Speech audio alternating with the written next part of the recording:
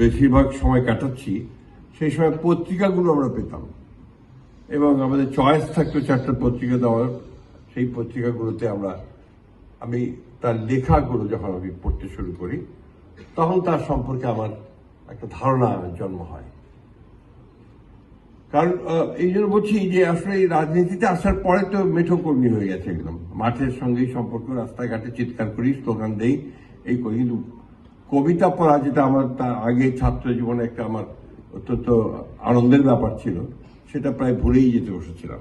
যার ফলে আধুনিক যে কবি যারা আছেন তাদের সম্পর্কে কিন্তু আমার ধারণা অত্যন্ত সীমিত, সেই জন্য আমি অত্যন্ত লজ্জিত বটে। ফারুক আসিফ এই দায়িত্ব নেওয়ার পর থেকে আমি দেখছি যে পিআইবি বলে একটা প্রতিষ্ঠান আছে এবং এটা মানুষ জানতে শুরু করেছে। অর্থাৎ এটাকে একটা ভাইব্রেন্ট অর্গানাইজেশনে পরিণত করা, এটা ফারুক আসিফ সাহেব শুরু করেছেন, সেই জন্য তাকে ধন্যবাদ জানাই। আসলে নিজের মধ্যে তাড়না না থাকলে, তার ভেতরে যদি আপনার একটা আর্জ না থাকে, তাহলে কোনো কাজ করা সম্ভব হয় না। ফারুক আসিফের মধ্যে আর্জ আছে, সেই আর্জ নিয়ে তিনি কাজ করছেন। আমার বিশ্বাস তিনি সফল হবেন। প্রেসিডেন্ট শহীদ জিয়া রহমান সাহেবের সম্পর্কে কথা বলা এবং সেটা আবার মাহবুবুল্লাহ ভাই পরে বলা, এটা খুব কঠিন কাজ। আমি যেটুকু বুঝি তার প্রতিষ্ঠিত দলের একজন কর্মী হিসেবে, যে এটা আমার মাহফুজুল্লাহর বইয়ের, আপনার নিশ্চয়ই অনেকেই মাহফুজুল্লাহর প্রেসিডেন্ট জিয়া রহমানের উপরে যে লেখা বইটা, তার বায়োগ্রাফি, এটা অনেকে হয়তো পড়েছেন, অনেকে হয়তো পড়েননি। যদি না পড়ে থাকেন, আমি অনুরোধ করব যে প্রয়াত সাংবাদিক মাহফুজুল্লাহর বইটা আপনারা পড়বেন। তাহলে এই কিছুক্ষণ আগে বলা যায় তার সম্পর্কে রিসার্চ করা হয়নি। রিসার্চ করে একটা বই প্রায় 4 বছর ধরে মাহফুজুল্লাহ এই বইটি লিখেছেন এবং আমার বিশ্বাস এই বইটি যদি আপনারা পড়েন, তাহলে শহীদ প্রেসিডেন্ট জিয়া রহমান সাহেব সম্পর্কে আপনাদের পরিষ্কার একটা ধারণা জন্মাবে। পুরোটা পাবেন না, কিন্তু ধারণাটা পাবেন। সত্যিকার অর্থে একজন ক্ষণজন্মা দেশপ্রেমিক মানুষ, যার জীবনের যতটুকু বেঁচে ছিলেন, কাজ করার সময় থেকে তিনি পুরোটাই দেশের জন্য, মানুষের জন্য করতে চেয়েছেন। তিনি সেনাবাহিনীতে গেছেন সেই দেশকেই সার্ভ করার জন্য, তারপর বিদ্রোহ করেছেন, স্বাধীনতার ঘোষণা করেছেন, সেটাও তার মানুষের জন্যই। এবং পরবর্তীকালে যুদ্ধ করে দেশ স্বাধীন করার পরে যখন জনগণ তাকে সুযোগ দিয়েছে, ওই সুযোগটুকু তিনি কাজে লাগিয়েছেন তার মানুষের জন্যই। এখানে তাকে রাষ্ট্র নির্মাতা বলে বলেছেন অনেকে, অত্যন্ত সত্য কথা। সত্যিকার অর্থেই তিনি এত অল্প সময়ের মধ্যে এত কাজ কি করে করা সম্ভব, আমি অন্তত কনসেপ্ট করতে পারি না। তিনি একাধারে দেশের সমস্ত ব্রিলিয়ান্ট ট্যালেন্টেড লোকগুলোকে একখানে করেছেন। তিনি প্রথম যে ক্যাবিনেটটা করেন, এটাকে এখনো বলা হয় দি গ্যালাক্সি অফ ইন্টেলেকচুয়ালস। এবং এটা আপনারা যদি দেখেন তার ক্যাবিনেটের মেম্বার কারা ছিলেন, দেশের সর্বশ্রেষ্ঠ মানুষেরা ছিলেন তার ক্যাবিনেটে ছিলেন। সেই আবুল ফজল থেকে শুরু করে একেবারে আপনার ইকবাল মাহমুদ পর্যন্ত সবাই তার ক্যাবিনেটে ছিলেন। কারণ তিনি জানতেন যে মানুষগুলো যারা জ্ঞানী, যারা সবচেয়ে বেশি জানবে, বিশেষজ্ঞ, তাদেরকে নিয়ে আমি যদি ক্যাবিনেট করতে পারি, দেশটাকে আমি সামনের দিকে এগিয়ে নিয়ে যেতে পারবো। এবং এত অল্প সময়ের মধ্যে আপনার কৃষি, শিল্প, অর্থনীতি, সাহিত্য, সংস্কৃতি সবখানেই নজর দিয়েছেন। মাহফুজুল্লাহর এই বইতে আপনার তৎকালীন অ্যাম্বাসেডর উইলিয়াম বি মাইলাম তার একটা আপনার ছোট্ট কমেন্ট আছে।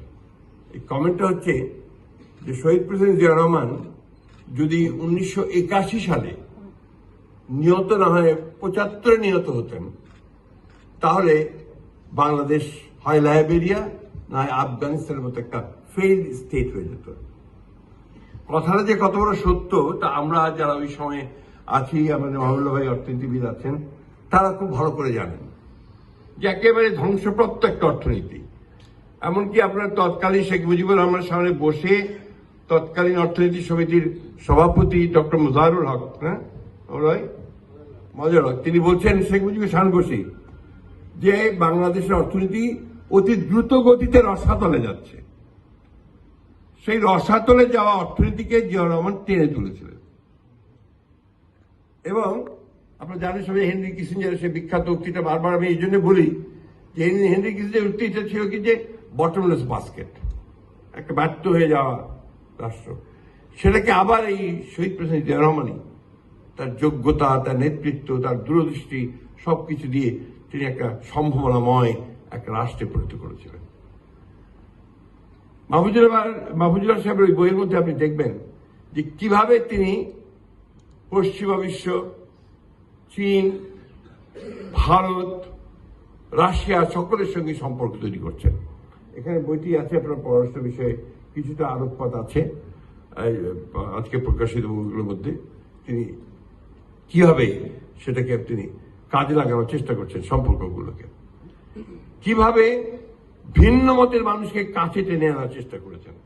এবং সবচেয়ে বড় যেটা আমার কাছে মনে হয় যে use to believe in politics of reconciliation, একটা সমঝোতার রাজনীতিতে তিনি বিশ্বাস করতেন। যার ফলে আপনারা দেখুন 1979 না প্রথম পার্লামেন্ট, 79 সালে, হ্যাঁ এই 79 সালে যে পার্লামেন্টে আপনার যেটা প্রথম নির্বাচন হলো, সেই নির্বাচন দেখেন কারা আসলো। একদিকে আসলো আওয়ামী লীগের প্রায় 39 জন, আওয়ামী লীগ আসলো 39 জন, আইডিএল ইসলামিক ডেমোক্রেটিক লীগ অর্থাৎ যেটা জামাত ইসলাম, সে সময় যেহেতু জামাত ইসলামের নামে রাজনীতি করতে পারছিল না, তখন মৌলানা আব্দুর রহিম সাহেবের নেতৃত্বে আইডিএল তৈরি হয়েছিল। সেই আইডিএল এর তখন অনেক কয়েকজন এসেছিল, বোধহয় আমার ঠিক সংখ্যাটা মনে নাই কতটা, সংখ্যাটা অনেক কয়েকজন এসেছিলেন। অন্যদিকে বিএনপিতে যারা আসলেন তারা হচ্ছেন চারদিক থেকে আসা একটা আপনার সব রাজনৈতিক নেতারা আসলেন। আবার মুসলিম লীগের তবুর খান আসলেন, একদম বামদের মধ্যে থেকে সুরঞ্জিত সেনগুপ্ত, রাশেদ খান মেনন, আপনার আরো দু একজন, মোহাম্মদ তোহা, মুজফর সাহেব, প্রফেসর মুজফর সাহেব, তারা সব আসলেন। অর্থাৎ পার্লামেন্টটা এমন হলো যে পার্লামেন্টে আপনার সব মতবাদের লোকরা এসে গেলেন।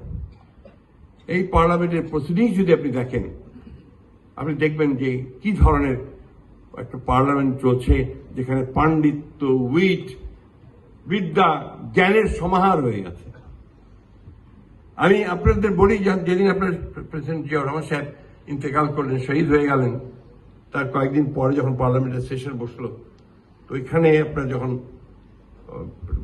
বক্তারা বিভিন্ন দলের গ্রুপের বক্তারা যখন বক্তব্য রাখছেন, তার মধ্যে প্রফেসর মুজাফফর নেপেল তিনি যখন বক্তব্য রাখছিলেন, আমার কয়েকটা কথা তখন মনে আছে, কারণ আমি তখন আমাদের উপপ্রধানমন্ত্রী ওই সময় আপনার পররাষ্ট্র উপপ্রধানমন্ত্রী এসএম আলী ইদ্রিস সাহেবের সঙ্গে কাজ করছিলাম। তো প্রফেসর মুজাফফর বলছেন যে মানুষ দুইভাবে নেতা হয়, একটা হচ্ছে জন্মগত হবে, আরেকটা হচ্ছে শেখে। তো বলছেন